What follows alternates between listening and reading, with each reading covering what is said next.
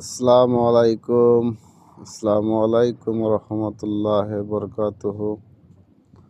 বন্ধুরা, কি অবস্থা? সবাই কেমন আছো? আলহামদুলিল্লাহ, আমি ভালো আছি। এই পৃথিবীতে সুখে থাকতে হলে নিজেকে লবণের মতন করে তৈরি করতে হয়, কারণ কেউ বেশি ইউজও করতে পারবে না, আবার লবণ ছাড়া সে খাইতেও পারবে না। সো সেম, আপনি যদি সবার সাথে মধুর মতন ব্যবহার করতে চান,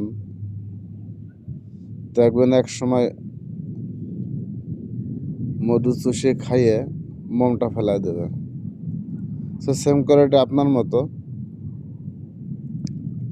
আপনার প্রয়োজন যখন তার শেষ হয়ে যাবে তখন আপনাকে ছুঁড়ে মারবে। এটাই নিয়ম, এটাই বাস্তবতা।